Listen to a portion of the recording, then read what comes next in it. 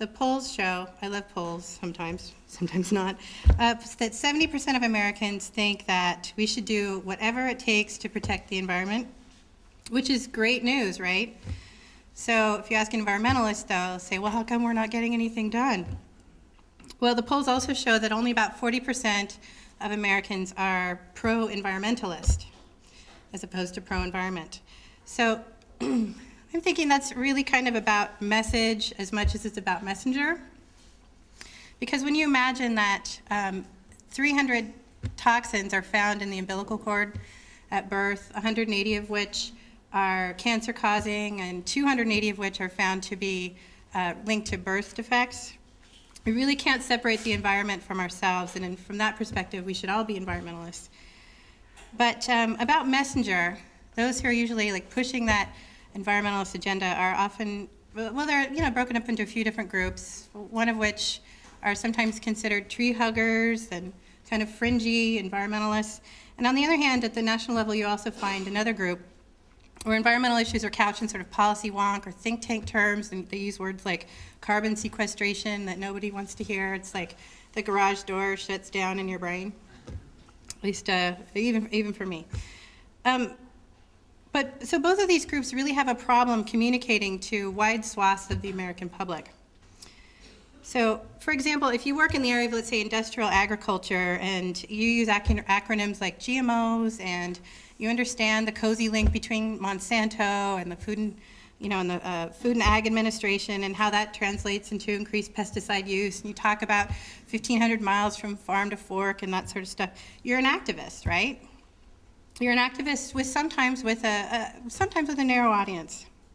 But what if you're just a mother in the south side of Chicago and your baby is born with severe food allergies, and you're lying down, instead of holding your baby in your arms, you're looking down at your baby in intensive care, hooked up to all kinds of tubes, and then you're starting to think, do you really have to be an environmentalist to care at that point?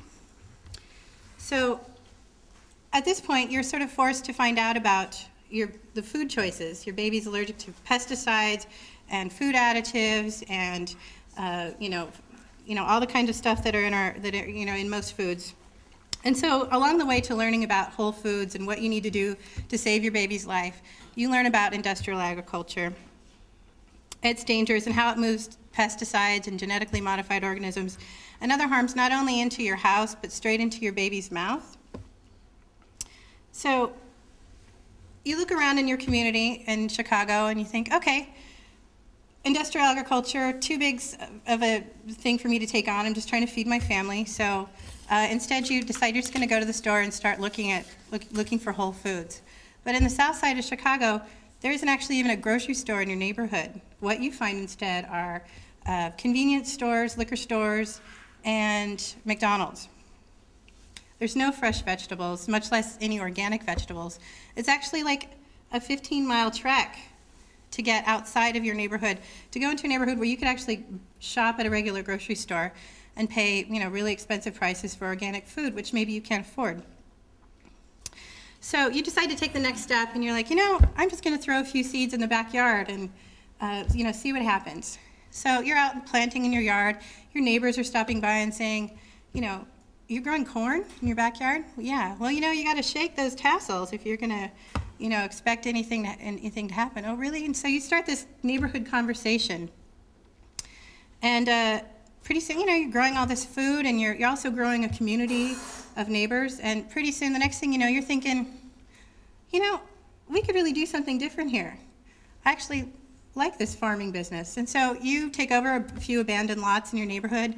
You work with your neighbors to start up a local farmers market. You begin cooking classes, and you begin educating your neighbors about what you've learned about the need for healthy food, and start a neighborhood co-op with fresh, healthy vegetables.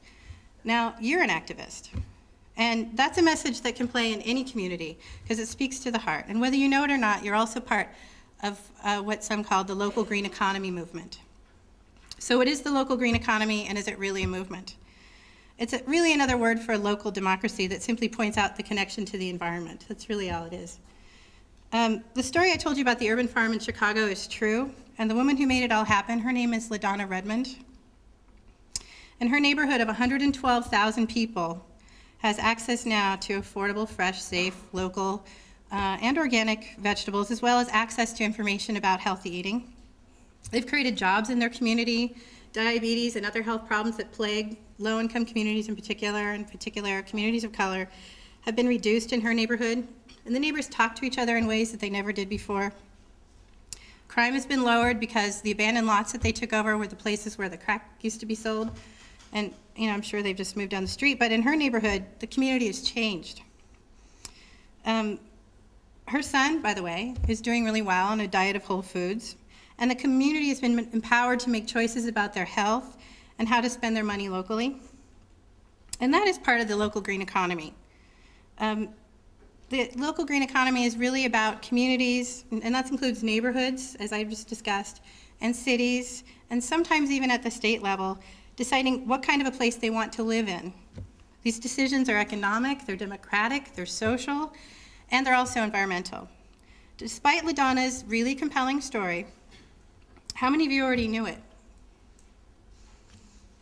2 people. Right? Family Farm Defender, of course, knows it. Okay. Okay, why not? If the idea is like these compelling stories are what we need, why is it that we're still not getting those compelling stories out there? Well, I think it's partially because our movements don't necessarily connect all the dots, and they don't necessarily connect to each other. And so in this way, we're not necessarily really a movement yet, by some definitions, but it's on the rise. So let me just put it another way. Looking outside the US, as we've been doing a little bit, the World Social Forum, despite any strategic shortcomings that it might have, I've been to a few, it is the largest annual gathering of social movements and civil society in the world. And one of the things that it does do, especially for those of us in the North, and maybe in particular the United States, is for us to take a look at what social movements do differently in other places than we do.